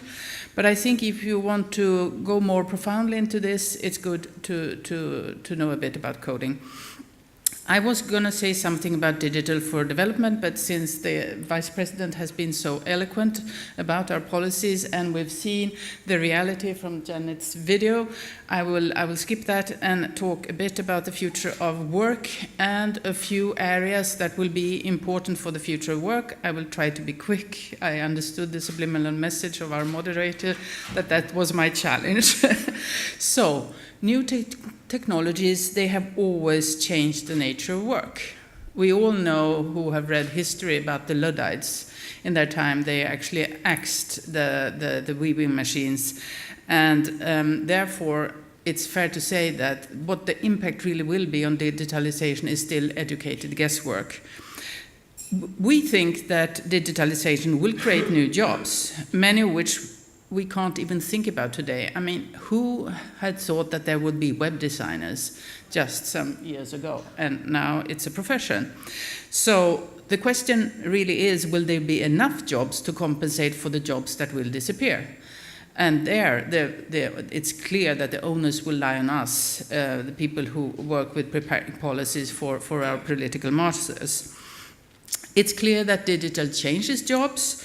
They can take over the repetitive parts, but only if the workers have the right skills. So this is why we support upskillings in the European Commission, both digital skills and also complementary skills such as creativity, flexibility, and social communications. It has been mentioned before, but we are exactly on that track as well. And that's also why we propose a Digital Euro program in the new multi-annual financial framework that has just been adopted internally in the Commission and will now go to the interinstitutional negotiating machinery and be churned through. And in the Commission, we hope that we will be ready before the elections start for the European Parliament. But let's see if we will manage that ambition. Anyway, we also have a new skills agenda for Europe. It's a comprehensive strategy to work with member states, because that is fundamental, that we work together with the member states. And there is also a digital jobs and skills coalition that was launched in 2016 in December. And the idea is to equip the workforces at large with the necessary digital skill to thrive in the digital workplace. And we have also launched last year a pilot of digital opportunity traineeship. And the idea here is to support graduates to experience internships in other European countries. So it's a sort of Erasmus concept here, and to learn advanced digital skills on the job. Of course, transition can be enormously disruptive. Even if more jobs are created than destroyed, this will not always be at the same time or evenly distributed across countries and regions. And the mere fear, actually, for this happening is enough for some people to support political forces that call for protectionism and a return to an I think, imagined past. And if you doubt that the past was better, I refer you to the now sadly passed away Hans Rosling, who has proved in his Gapminder Foundation work, and I encourage you to take his test, that actually things have gotten much, much better all over the world. I mean, we're far better off now than just a generation ago. And I also encourage you to take his test, because this is absolutely the truth. I'm an optimist. Despite being the age I am still an optimist. But even I was too pessimistic for the test. The real results were better than I thought. So make that exercise. It's actually fun to have to challenge your own preconceived ideas. It's good, actually. So if digitalization can't be stopped, and it can't, it should be managed. And we should not try to stop it, because it will bring us benefits. New products and services, lower prices, higher standards of living, opportunities for social integration. Mr. Timmer also pointed to the fact that, there might be a different paradigm that we will have to adapt to. That's completely true. But, if we look at, for instance, more people moving back to the countryside, it might actually be good also for the environment, not only for us as individuals, but we are not pressuring so much on the system, perhaps if we're spread out a bit better, but that's only my reflection adding on to what was already said. So we need to avoid the techlash, of course, against the digitalization, and therefore we need to be very active. We have actually last year proclaimed the European Pillar of Social Rights, and that sets out a number of principles and rights to support a fair and well-functioning labor market and welfare systems, and that has also been mentioned before, and we do need to listen to the concerns of the citizens. Now, the first area I would just like to touch on is artificial intelligence. It is at the center of the new technological revolution. It drives the digitalization of our economies and societies and will lead to a major boost in productivity, economic gains, and societal progress. It will mean productivity gains, but it will impact the labor markets. While there are fears that AI can steal jobs, no consensus, it seems, exists among economists on the net effect of AI on employment. Perhaps our economists in the room might add to this, but I'm just placing that out there. Of course, the downside effect of AI on the repetitive jobs, which will disappear, cannot be disregarded, but it has a crucial role in increasing the opportunities for reskilling and upskilling of people. So it's important to have a dedicated public policy to ensure that the developing countries can enjoy the optimal benefits of the opportunities that are offered by artificial intelligence. And we also need to invest in a coordinated public policy to preserve the competitiveness and the sustainability of the societal models. We have a strategy, and it has 3 pillars: boosting the EU's artificial intelligence industrial capacity and uptake across the economy, preparing for socio-economic changes throughout brought about by artificial intelligence, and ensuring, and this is very important, an appropriate ethical and legal framework. And artificial intelligence is also part of our Digital Europe program, and it's a human-centric program that we have. So we are also setting up a European Artificial Intelligence Alliance, which is a multi-stakeholder forum to discuss the future of AI in Europe, including the impact of employment. Blockchain has also been mentioned, and actually it's an opportunity for us to rethink our information systems, promote user trust, and protection of personal data, because it can create new business opportunities and can establish new areas of leadership for digital applications for the benefit of citizens and public services. And we are well placed in Europe to be among the leaders in this development, and we are undertaking a series of actions to seize this opportunity and to address the limitations and define policies that will promote the uptake and development of blockchain applications to benefit public service, because that's where it fits in. Also for developing countries, the advantages can be significant, because actually it may be possible for developing countries to jump some intermediate stages of digitalization, because a lot of the administrations now are paper-based, but this would, make it possible for them to jump through a time-consuming intermediate stage that we in Europe have had to pass through and go directly to this latest of technologies. And we also think that it would improve work life, because a lot of repetitive work can be dispensed of, and we can concentrate more on the creative part. And one good example, I think, is blockchain can actually provide greater certainty in the acquisition of car parts, for instance, or pharmaceutical products, medicines and the like, food and other products. where there is a high risk of counterfeit products being peddled off. So these are just a few examples. Connectivity in Africa, we have already talked about this, is mainly through smartphones. But smartphones don't have the capacity to download at the moment an entire blockchain. So there is need to find alternatives here, and I place that out here as one of the challenges that we will have going forward. And with that, thank you for your attention.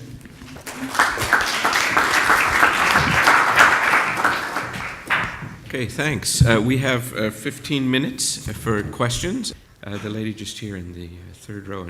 Yeah, I cannot code, but I find the development absolutely exciting. I was recently at a world conference in another context, World Association of Public Employment Services, and what you see how, which instruments are being developed worldwide, online platforms and new mobile apps, including for vocational orientation in school and so on. That is fantastic. As there is a lot of discussion in the Employment and Social Affairs Committee, I would like to raise one question I would really be interested in, having in mind all the developments, social platforms, social media in Africa. These are not only being used to strengthen democracy, but also by radicalists. We know it in Europe, it is everywhere. And we have in Estonia, we have an example, you mentioned it already earlier, of an ID card that can be, that connects 12 services at least. And we have other things. My point is a regulation. That includes also artificial intelligence. So what I'm sometimes reading, what we can expect, what artificial intelligence can do. So, and in the field of working conditions and employment, which new forms of employment we see. I mentioned Uber, I mentioned architects who work on project platforms, so that are totally new forms of work. So my question is to all of you, where do you see the main role of policy regulation in different fields concerning data protection, concerning safety or avoiding radicalization, extremism and social media, and also better protecting workers. I know for worker protection, the social pillar has, within the social pillar, the Commission has issued a Council recommendation for better access to social protection. But for all these issues, not only other expert views would be welcome, but also whether this is a discussion in Africa, as you are really progressing and you might really jump. Who'd like to take this? So digital platform workers is still not too open in Africa. So we have a few people work online, especially with America or sometimes Europe and India, back and forth. I do not know a lot about their protection rights, and maybe those are workers who actually go around without paying taxes sometimes. So who knows? Because the policy is not yet present. Again, like I mentioned earlier, our governments are still a little bit, like we have systems. You need to, what I would like you to know here is that there is a divide. We have a digital divide between one generation that is ruling and another generation that is actually the doers and the makers. And they make the rules when it comes to digital platforms most of the times, the younger generation. The policy makers are a lot more focused on taxes and what happens with the service providers and the telcos. I have not seen, I know most times when the policymakers want to bring rules, it's to silence dissent most of the times in Africa. Either they shut down the internet or they cut off some part of it. And again, I still keep saying that these are things we begin to anticipate without taking into account the fact that they're actually opportunities. Because to be able to go around the internet and find out these criminals, it's a job. the cybersecurity jobs. These are all jobs that are open for people who have the skills. So the governments would rather, I think, at some point, focus on actually having highly skilled people who can actually secure systems. Most of these systems, I'm sure, in Africa, I mean, sometimes we do see that they're porous systems, they're open, because they don't have trained staff to be able to do cybersecurity processes on it. But we know of governments and other people, and I know of Israeli systems that are pretty secure, and the Israeli systems are pretty secure, and it's not easy to easily hit on systems like that. So it's also another job. So where you find a disadvantage is actually an advantage. Okay, thank you, Christian. And by the way, before you take the microphone, maybe you could say a few words about platforms, which came up here. I think they play a slightly different role in Africa than the way we usually think about them here. Floor is yours. So let me say a few things about social protection, right? Starting a little bit from the European context, and then your question on what is the relevance for Africa. So social protection systems in Europe have been based on insurance, right? Goes back all the way to Bismarck, where you acquire rights based on a formal sector job, and increasingly we're seeing in Europe and in other OECD countries that with the advent of the kind of the new jobs, the Uber jobs, and a lot more kind of new forms of work, that there's a question mark about access to social protection, access to these kind of the system. And then if you go, and the realization that we have to rethink social protection based on that. If you go to Africa, of course, many countries in Africa have not actually ever made that transition towards this Bismarckian type of a welfare state. And so in some sense, there the question is very much around how can you build systems around individuals, with portability. So it's not your access to social protection is not based on your formal sector employer, but it's actually based on you. And I think the thinking is very much going in the direction of ensuring a basic protection, a minimum protection, to prevent you falling into poverty, but then to have more individualized systems where maybe the state makes a contribution, but it's really tied to you and not to your employer. So I think this is the direction in which social protection goes, and Europe and Africa are starting from very different starting positions, but maybe there's going to be some form of convergence in terms of a conceptual approach to it. Let me stop there.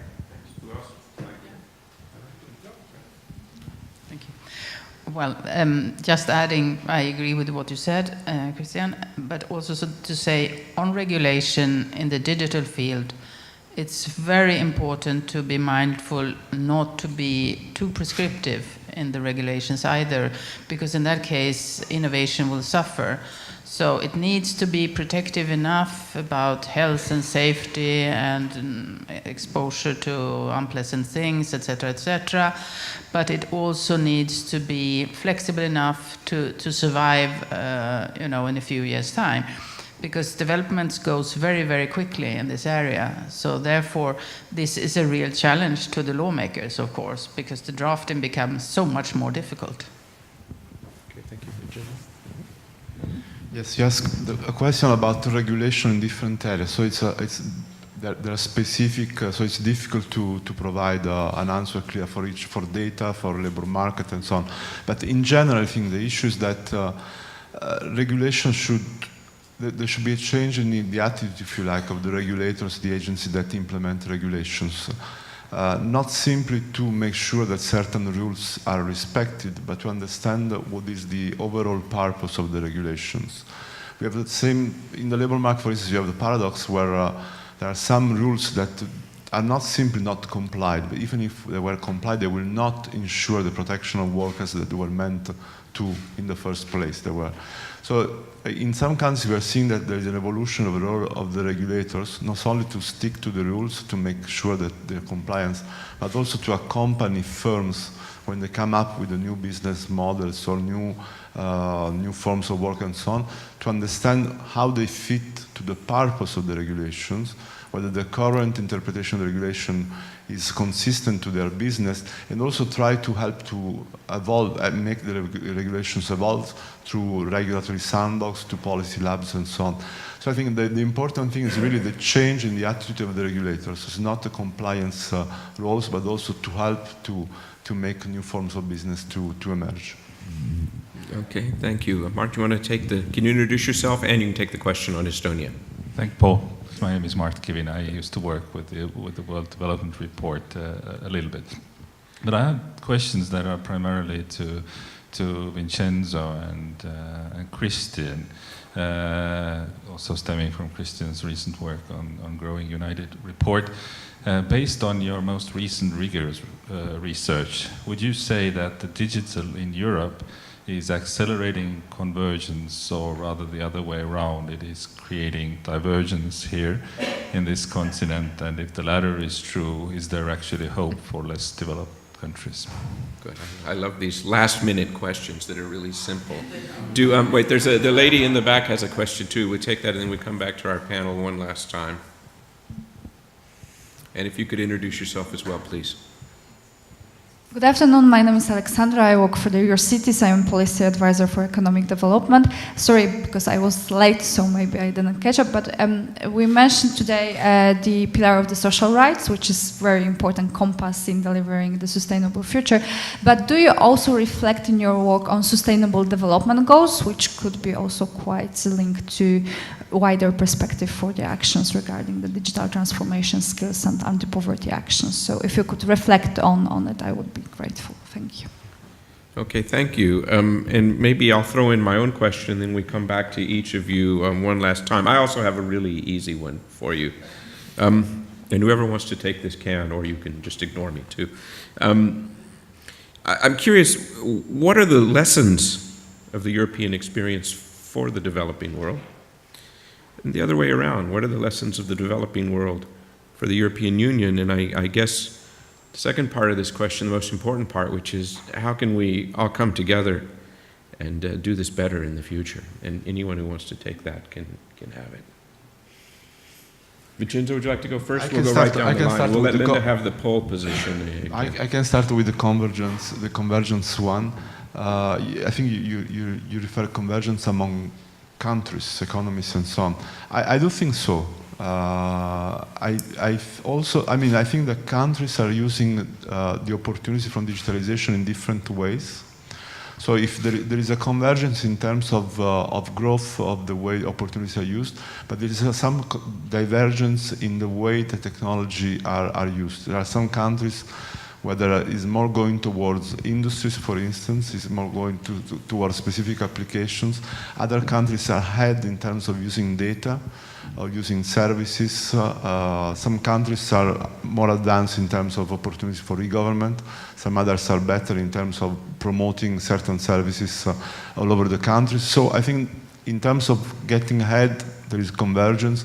The way this is taking place is very different among countries, and I think there is room from one country to learn from the others on areas where they're not doing so well. So I'll answer your question. Sure, yeah. So the lessons I will take from the developed world to the developing world is that we need to develop patterns around our own realities, around our own problems. And like I keep saying, I think Africa is going to develop brand new technologies that would come from exactly what they live every day and face as challenges.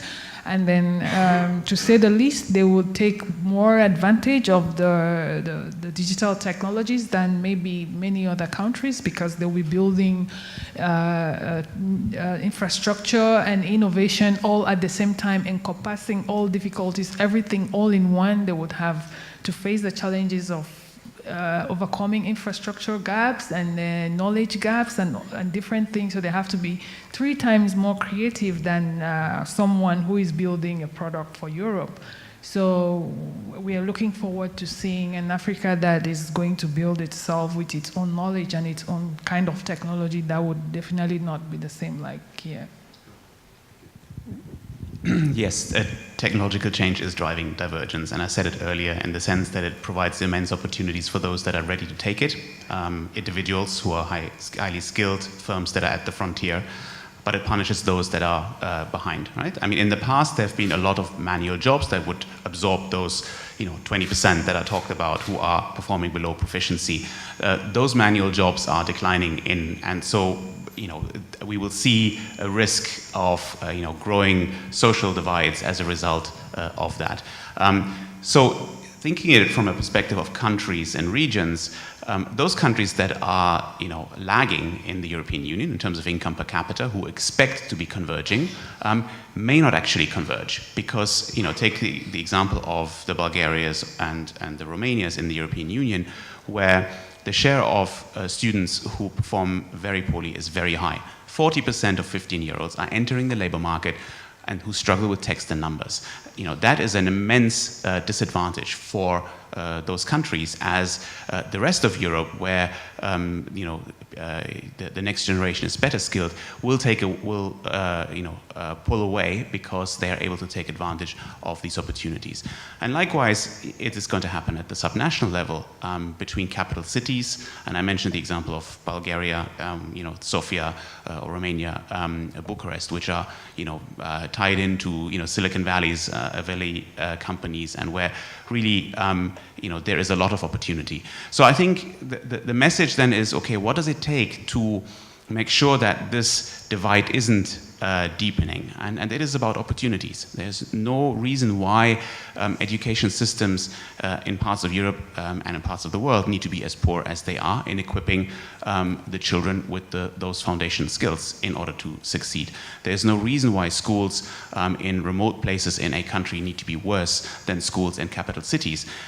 Technology can help bridge that divide by making resources to teachers available much more easily than has been in the past. So I think my closing up on this will be to recognize that technology, drives these divides, but then how can we leverage technologies to overcome those divides in the way that I just mentioned?